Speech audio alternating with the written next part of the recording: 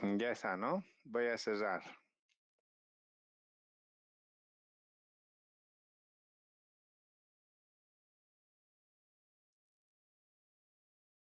En sala tengo casi cerca de 60, pero 51 registraron. Muy bien.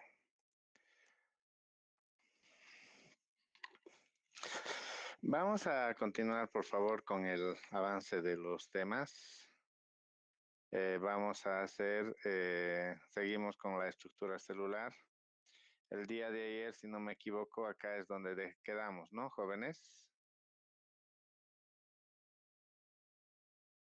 Sí, doctor, está ahí. Muy bien. Entonces vamos a hablar del citoplasma. Les he hablado del pilis, creo, ya también, ¿no, jóvenes? ¿O todavía? Sí, doctor, ya nos sobró eso. Y ya, del citoplasma también ya les había indicado, el citoplasma es el contenido que hay, el contenido celular que hay, ¿no? Después de la membrana, todo lo que hay en su interior. Básicamente en agua están disueltas los diferentes sistemas enzimáticos y materiales provenientes del metabolismo y que es utilizado en el metabolismo también eh, por las bacterias. Es el lugar donde se realizan las reacciones bioquímicas para satisfacer las necesidades moleculares y las necesidades energéticas por parte de la bacteria. ¿Ya? Es así que tienen también los ribosomas muy relacionados con la síntesis de proteínas, como son las enzimas también, ¿no? Bueno, otro componente también y diferente también en relación, si ustedes han hecho ya su dibujito de una célula eucariota, procariota, es el nucleoide, ¿no? En el nucleoide se encuentra el material cromosómico principal que se llama, que constituiría el genoma bacteriano, es decir, ese ADN donde se encuentra toda la información para la sobrevivencia y supervivencia de la bacteria. Eh, Básicamente, este cromosoma va a estar en directo contacto, ¿no? No tiene membrana nuclear, en directo contacto con el citoplasma, ¿ya? Pero existe también un material que se llama el material extracromosómico, ¿no? O auxiliar, y este es el plásmido. El plásmido es básicamente, como podrán observar acá, este es el cromosoma principal y estos rojitos que están representados acá constituyen los plásmidos, ¿no? Es un ADN circular y que en este ADN circular lleva toda la información para la síntesis de enzimas, por ejemplo, las penicilinasas, y para la síntesis de toxinas. Es decir, está toda la información para eso, ¿no? Aquí reside importancia esto porque las enzimas y las toxinas prácticamente van a ser los elementos de patogenicidad, es decir, los que van a ocasionar daño, ¿no? A la bacteria. Entonces, tenemos también otro elemento que aparece en algunas bacterias que serían las endósporas. Es decir, cuando ciertas bacterias, cuando ven que en su entorno no existen condiciones adecuadas para la sobrevivencia de la bacteria. Entonces, ¿qué hacen estas bacterias?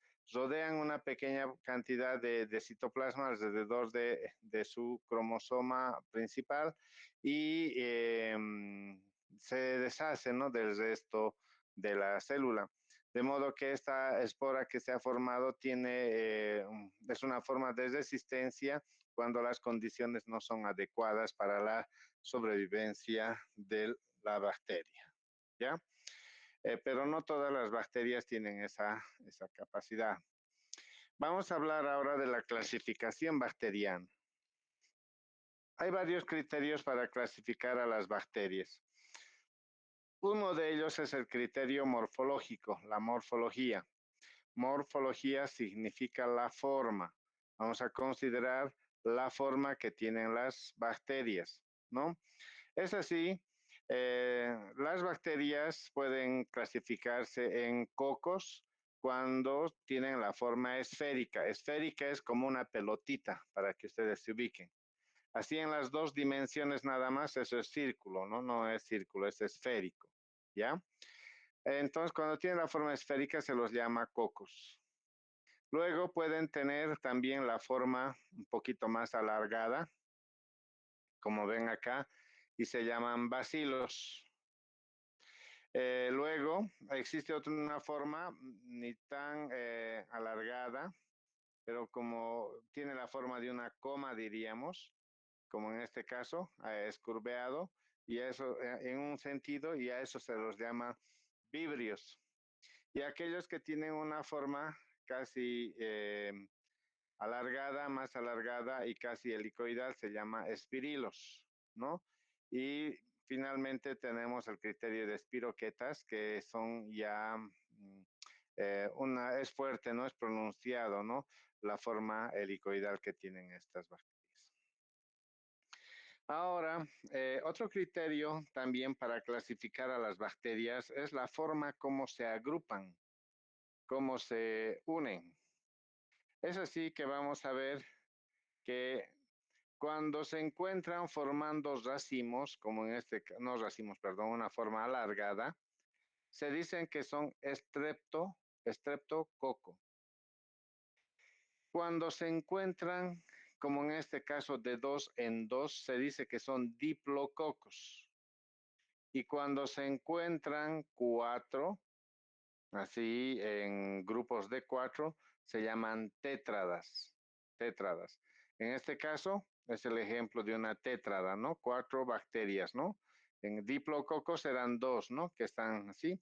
En filita estreptococos, y cuando se encuentran en forma de racimo, como en este caso, como un racimo de uva, entonces se dice que es un estafilococo.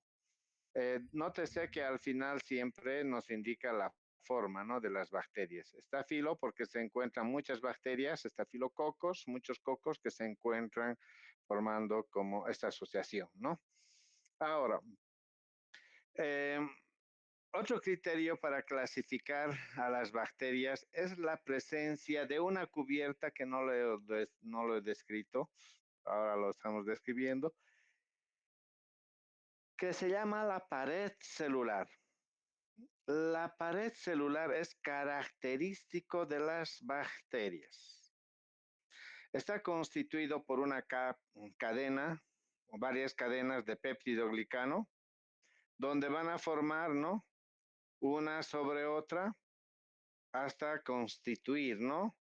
Esta cubierta que se llama la pared celular. Siendo así que hay algunas células, como en este caso, la pared celular va a ser significativamente más gruesa. Hay otras, como en este caso, la pared celular es delgada. Entonces, gracias a este grosor que tienen las bacterias, o sea, de la pared celular,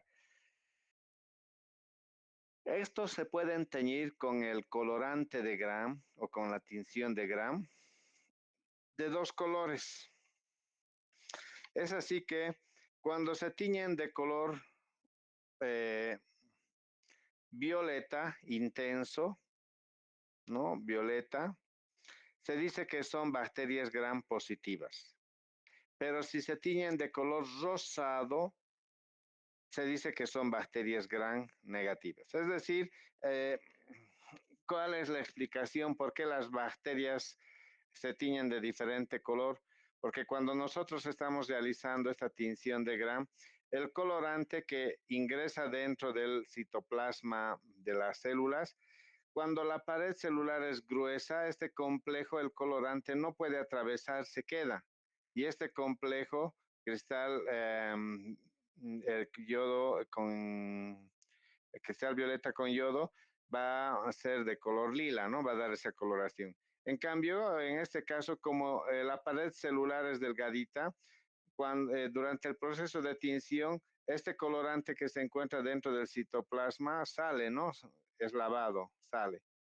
De modo que va con un siguiente colorante se van a teñir de color rosado, porque este colorante principal, este complejo, no se salió en este caso, ¿no? Es decir, la explicación es el grosor de la pared celular. En unos casos es grueso, evita la salida del colorante, por eso se tiñen de color violeta, y en otros casos, como esta pared celular es delgadita, permite la salida de ese colorante, entonces se va a teñir de color rosado, ¿no? Esa es la explicación por qué las bacterias, algunas se tiñen de color violeta y otros de color rosado, ¿ya? Ahora, si vemos nosotros los componentes, vamos a ver que este es un esquema, una comparación de una célula, de una bacteria gram positiva con gram negativa. Vamos a ver que quien tiene más elementos es la bacteria gram negativa, pero no por eso retiene el colorante. En realidad, el que tiene menos componentes en su envoltura celular van a ser las bacterias gram positivas y particularmente la pared celular gruesa va a evitar que salga este colorante y por consiguiente esta célula se va a teñir de color violeta, ¿no? Muy bien, misma cosa. Aquí vamos a ver, estamos evidenciando este color rosado que me indica que es la bacteria gram. Negativa. Negativa. Y estos de color lila, que son se tiñen las bacterias gram Positivo. Positivo. positiva, ¿no? Entonces, esto nos sirve particularmente en el diagnóstico, ¿no? En el diagnóstico de laboratorio, para poder identificar al agente etiológico causante de alguna infección. Otra tinción importante también es la tinción de Ziel-Nielsen. La tinción de Ziel-Nielsen es particularmente para algunas bacterias, como en el caso del género del Mycobacterium, donde estos se van a teñir, como ustedes ven acá, jóvenes, aquí en las imágenes, unos hilitos rosaditos, no sé si logran ver acá donde estoy encerrando en círculo, unos hilitos delgaditos rosaditos. Sí, dice. Sí, ¿no? Sí, doctor. Esas son entonces los bacilos. Los bacilos, el de Koch, que es el Mycobacterium tuberculosis. Entonces, con la tinción de Ziel-Nielsen se va a poder evidenciar.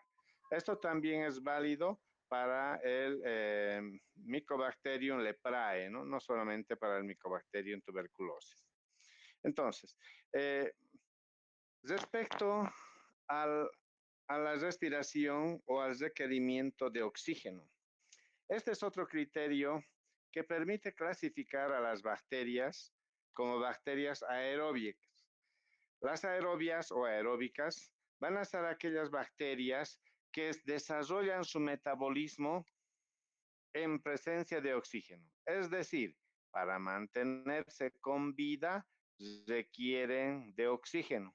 Por ejemplo, nuestras células son aerobias o anaerobias. Aerobias.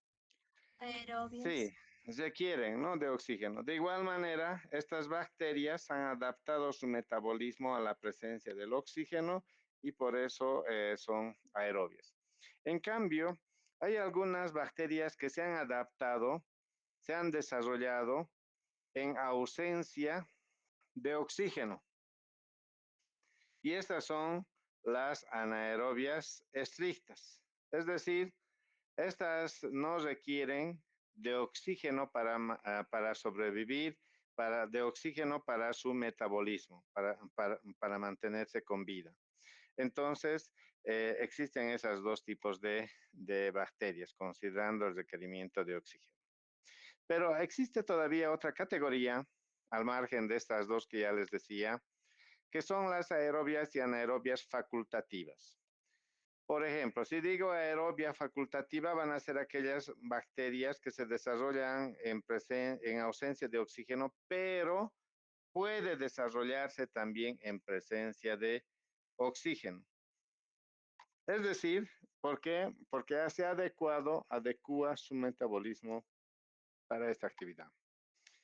Y hay otras bacterias todavía que requieren pequeña cantidad de oxígeno para mantenerse con vida, para su actividad metabólica. Ya esas se los llama microaerófilas. Entonces, vemos que el requerimiento de oxígeno, respiración, es un criterio también para clasificar a las bacterias. Y esto es importante también en el diagnóstico de laboratorio. ¿Ya? Bueno, ahora vamos a hablar de la fisiología del crecimiento, ¿no? ¿A qué se llama crecimiento? Crecimiento bacteriano. El crecimiento bacteriano se evidencia porque aumentan el número de bacterias. Es decir, si en un determinado momento teníamos 100.000, después vamos a tener millones, ¿no? O sea, hay un aumento en el número de células por unidad de volumen. O también podría decirse, hay un aumento de volumen por un crecimiento bacteriano, ¿ya? Pero en el laboratorio de microbiología, para evidenciar, ¿no?, el crecimiento bacteriano, se utiliza un parámetro que se llama densidad bacteriana, ¿no?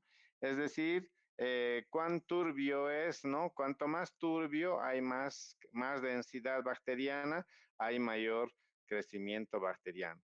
Cuanto está más diluido, hay menos densidad bacteriana y por consiguiente menos crecimiento bacteriano. Entonces, así se evidencia.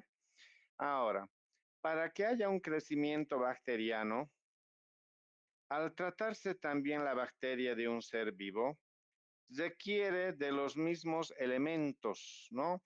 Para desarrollar su actividad metabólica, ¿no? Es decir, necesito una fuente de carbono, necesito una fuente de oxígeno, necesito una fuente de nitrógeno, iones y otros factores de crecimiento que facilitan el crecimiento de las bacterias. Entonces, debe darse a la bacteria todos estos insumos, los requerimientos nutritivos, para que haya un crecimiento bacteriano, ¿ya? Un crecimiento bacteriano. Entonces voy a ir hablando ahora, desarrollando cada uno de estos, ¿no? Ya hemos indicado de que considerando el oxígeno hay algunas bacterias que requieren de oxígeno, las aerobias, las que no requieren de oxígeno, las anaerobias y así sucesivamente, ¿ya? Ahora, eh, al margen de estos requerimientos de sustancias nutritivas, la bacteria también requiere para su crecimiento de ciertas condiciones físicas, de lo cual lo vamos a describir en esto de lo que son los requerimientos físicos. ¿Y a qué me refiero? Una temperatura adecuada, para su crecimiento, un pH del medio también adecuado para su crecimiento, ¿ya? Pero sin embargo, considerando esta necesidad o esta adaptación a la temperatura, se han encontrado tres tipos de bacterias. Un grupo de bacterias que se desarrolla, ah, están en línea todavía, jóvenes. He escuchado algo raro. Sí, Sí, escucho. doctor. Ah, ya, Está está bien. bien. Les decía, hay estas bacterias que se han adaptado a vivir o viven a bajas temperaturas, desde los 10 grados hasta los menos 30 grados centígrados. Y esto sucede fácilmente, ¿no? En algunos países del norte o del sur, ¿no? A estas bacterias se los llama criófilas o psicrófilas, es decir, estas que a baja temperatura se desarrollan, ¿ya? Luego, hay otras bacterias que se desarrollan bien en un rango de temperatura entre 30 y 37, que es la temperatura del cuerpo, ¿no? Por ahí, 37. Y a estas bacterias se las llaman mesófilas. De modo que las bacterias patógenas para el hombre son mesófilas porque la temperatura del cuerpo está alrededor de los 30, está dentro de ese rango. ¿no? Y una tercera categoría de bacterias tenemos las termófilas, aquellas bacterias que para desarrollarse requieren elevadas temperaturas, entre 30 y 50 grados centígrados, termófilas, ¿ya? Bueno, en cuanto al pH, ustedes saben qué es el pH, han visto en bioquímica, ¿no? Es el potencial de hidrogeniones, el logaritmo de la concentración de hidrogeniones. Hay algunas bacterias que se desarrollan bien en un pH ácido. Y a estas bacterias se los llama acidófilas, ¿ya? Acidófilas. Luego,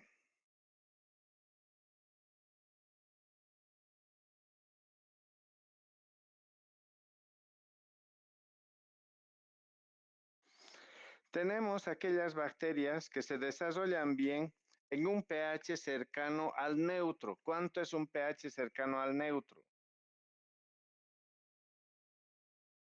pH neutro.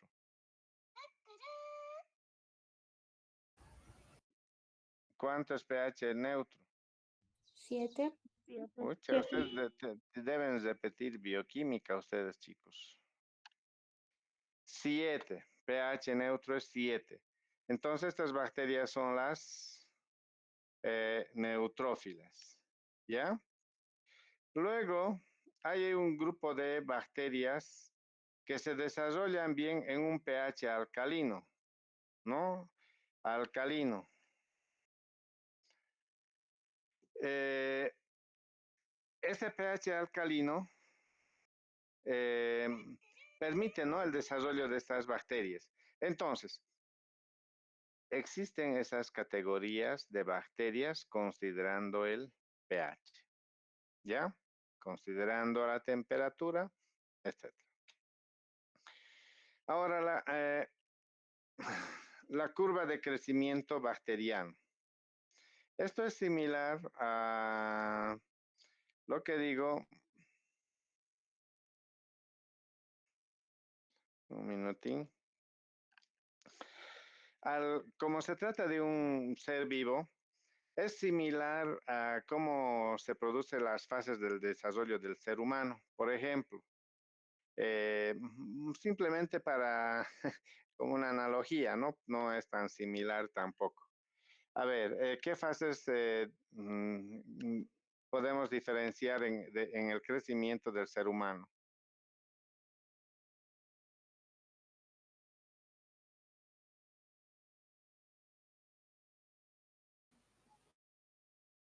A ver, uno es lactante, después ¿qué es? Niño, puberino, joven. Juventud. ¿Qué pasa, chicos? No tengan miedo a participar, si se equivocan no importa. Igual, en este caso, vamos a hablar 4 fases de crecimiento bacteriano. La primera fase es la fase de latencia, donde no existe un aumento en el número de células bacterianas, es decir, no hay, se mantiene el mismo número de células bacterianas porque la célula que ha llegado comienza a adaptarse a las nuevas condiciones, ¿no? Donde ha llegado. Luego, una vez que ya se ha adaptado a las nuevas condiciones, ya ve que hay sustancias nutritivas y que sus condiciones físicas son las adecuadas, entonces pasa la siguiente fase. Como hay sustancias nutritivas y todo, comienza la multiplicación de las bacterias y hay un aumento del número de bacterias, pero eh, de manera exponencial, es decir, de base, ¿no? Y logarítmica también se dice porque es de base de 10 en algún caso, ¿no? Exponencial. Aumenta en grandes proporciones porque hay una gran multiplicación de las bacterias. Y esa es la etapa de crecimiento exponencial. ¿no? O logarítmico. Luego, llegan a una tercera etapa, donde no existe ya ni un aumento ni disminución entre el número de células. Es decir, el número de células nuevas iguala al número de células muertas, de modo que se mantiene, ¿no?, la misma cantidad de células. No, a esa etapa se lo llama fase de estacionaria, ¿ya? Luego viene una tercera fase, o cuarta fase, perdón, donde y en esta fase se denota que hay una disminución del número de bacterias. Pero en esa misma relación exponencial en la que aumentaron en grandes proporciones, también mueren las bacterias en grandes proporciones. Es decir, disminuye de manera considerable el número de bacterias. Y esa es la fase de muerte o declinación. ¿Ya? Hasta que llega, ¿no?, a lo último, porque ya se han agotado los nutrientes, ya no hay nutrientes, por eso existe la muerte bacteriana. Entonces, esas son las 4 fases del crecimiento bacteriano que se pueden explicar. Ahora, otro término que otra acápite que vamos a hacer también es la genética bacteriana. Y reitero, como se trata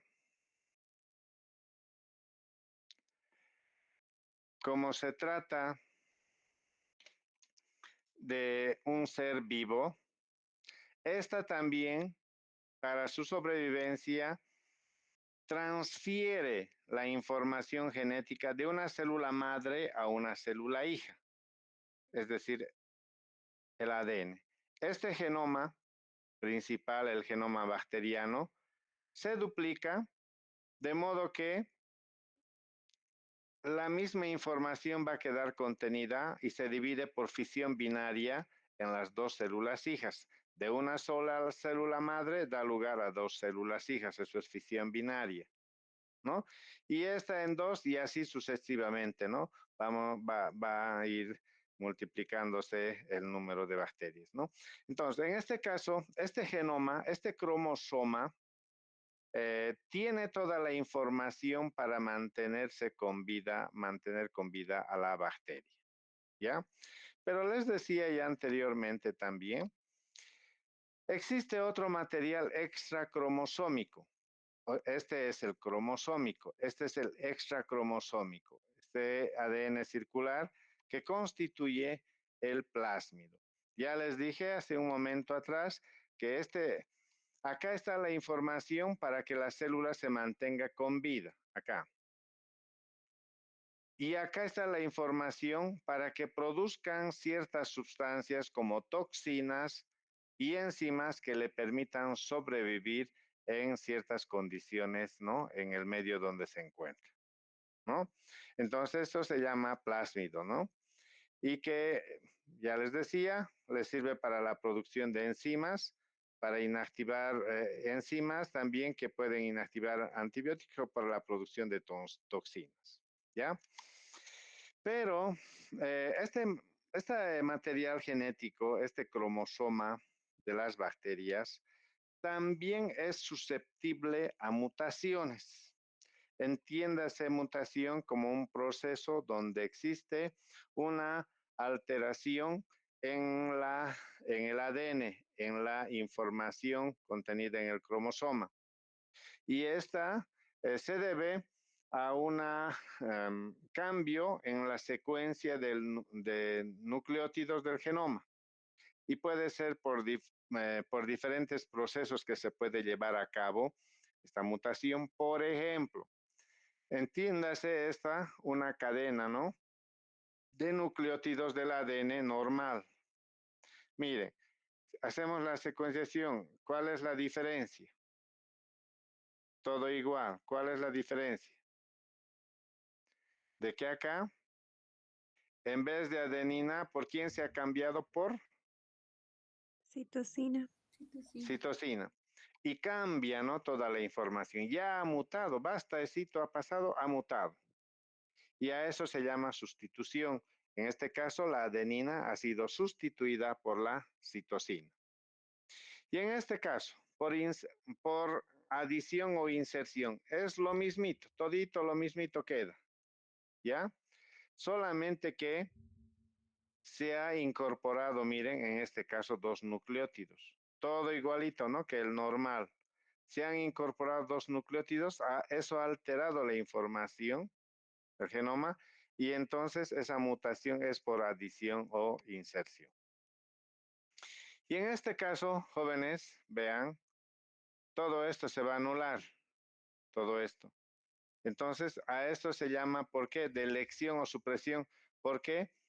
Se han retirado dos nucleótidos de la secuencia, miren estos dos, y luego cambia, ¿no? Cambia la información genética. Entonces, esos son los mecanismos mediante los cuales se produce la alteración o cambio de la secuencia de nucleótidos del cromosoma bacteriano, ¿no? Ya hemos hablado.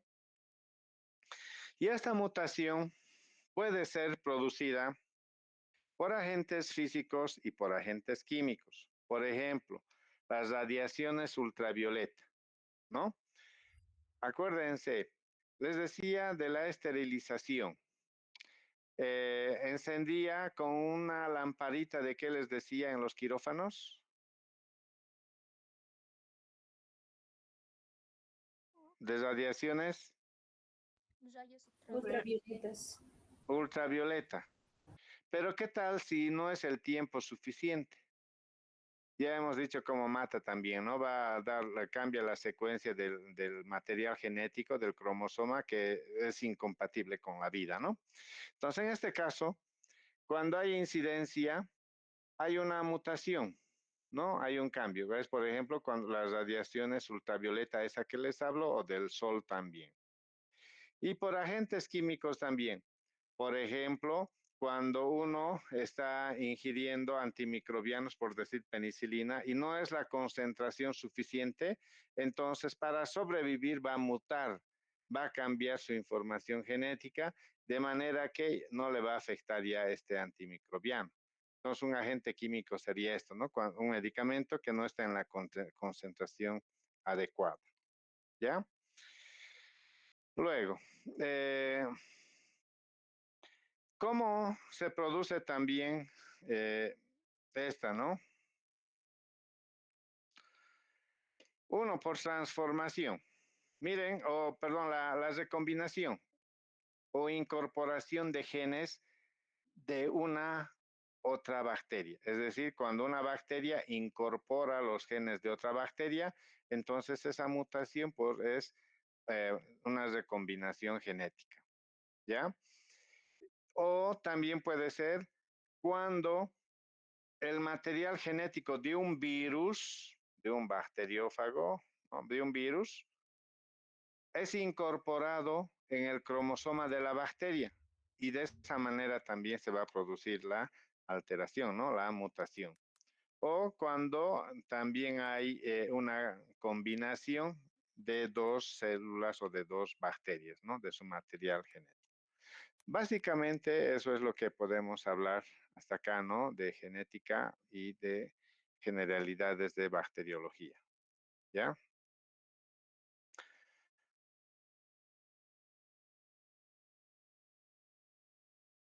Me permiten un minutito.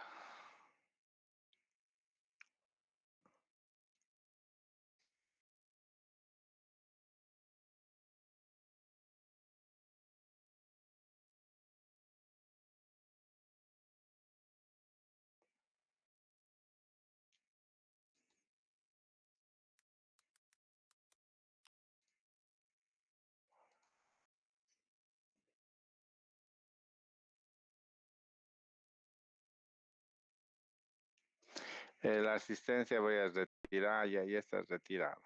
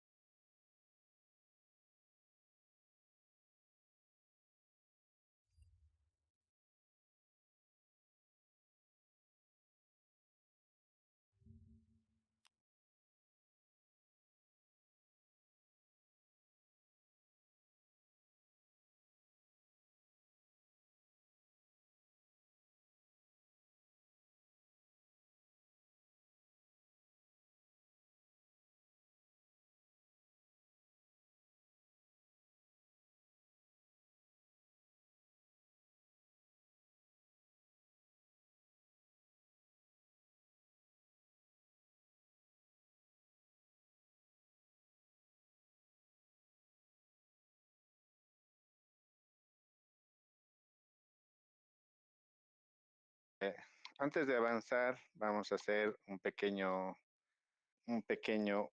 una interacción, vamos a contextualizar, ¿ya? Hasta aquí, señoritas jóvenes, lo que hemos descrito las características de una célula bacteriana, de una bacteria.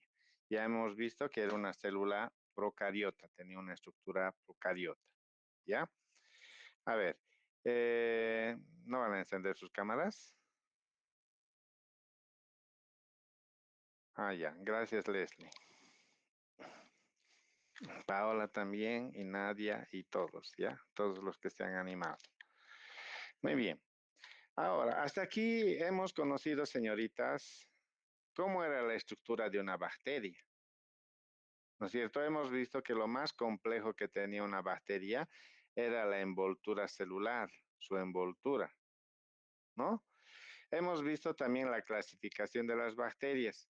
Y un criterio en microbiología era la tinción de Gram, ¿no es cierto? Y la morfología también, si eran esféricos, que se llamaban cocos, ¿no?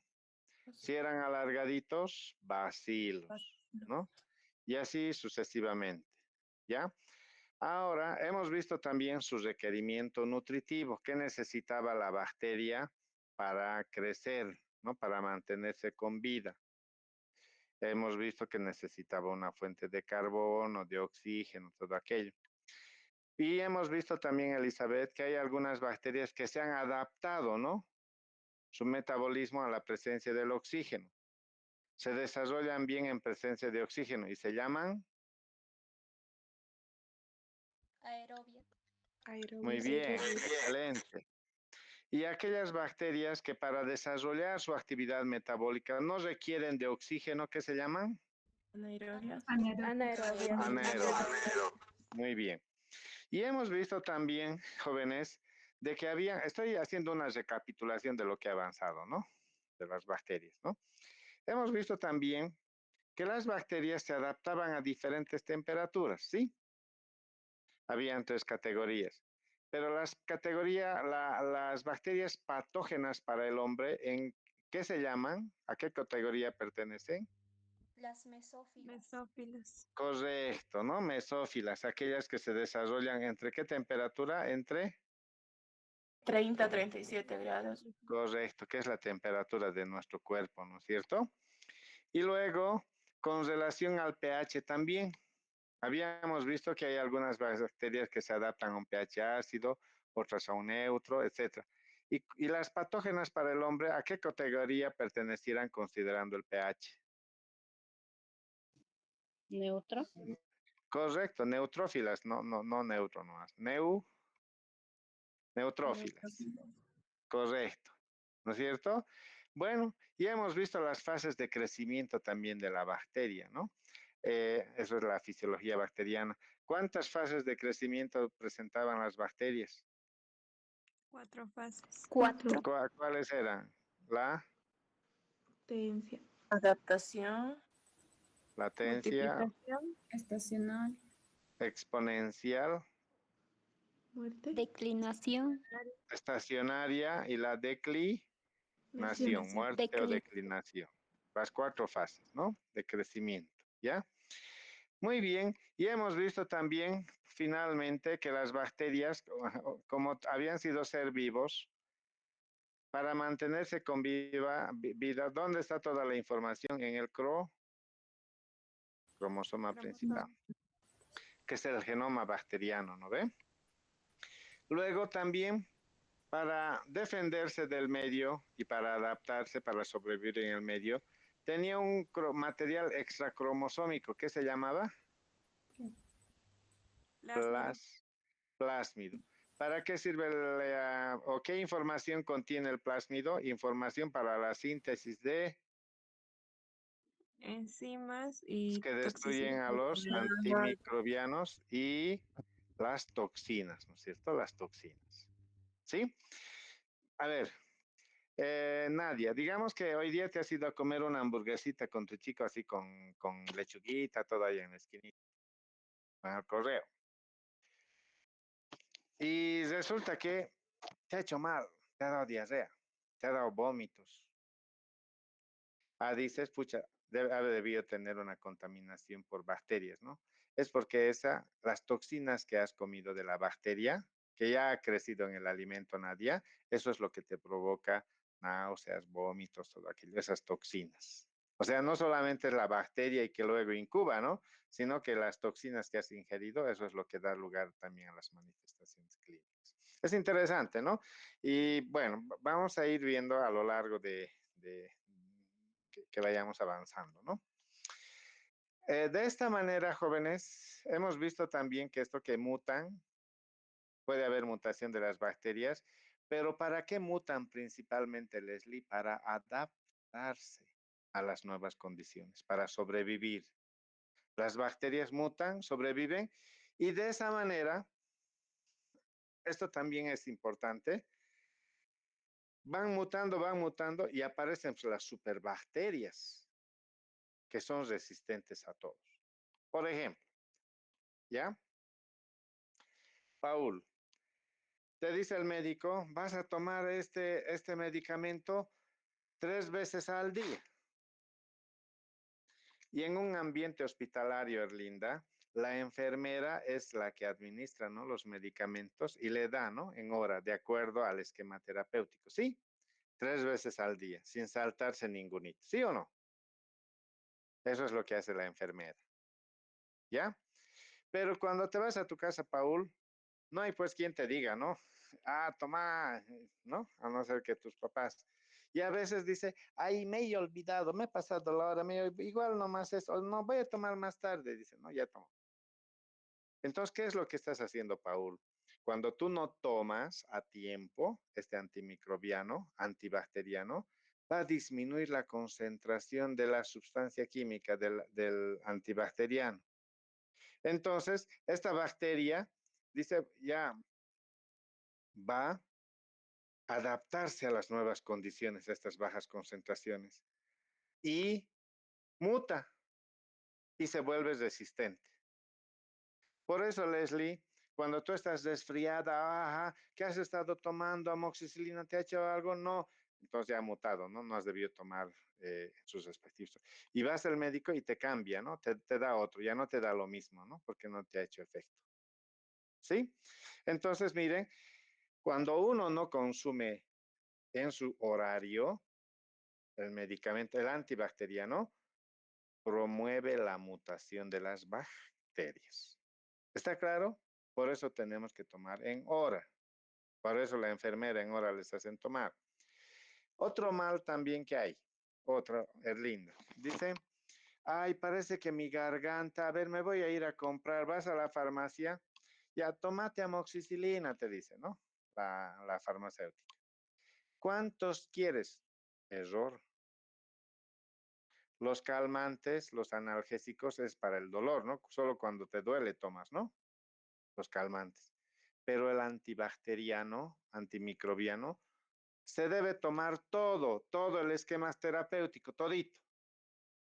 ¿Por qué? Porque si no van a haber mutaciones.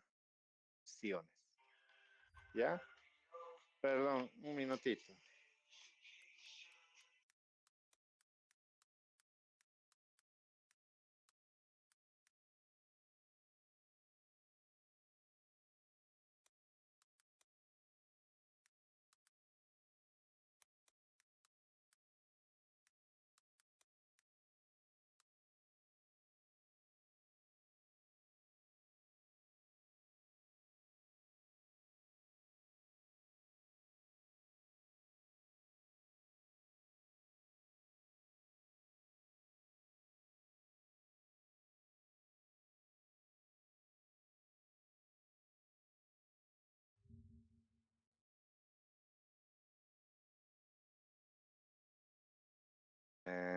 Jóvenes, me han llamado para que vaya a la central un ratito. No sé cómo podemos hacer. Bueno, terminar esto y luego voy a ir, ¿ya? Podemos reemplazar otro día, ¿les parece, por favor? ¿Ya? Más tarde, ¿les parece? Si reemplazamos, no importa, no voy a tomar asistencia con los que estén presentes.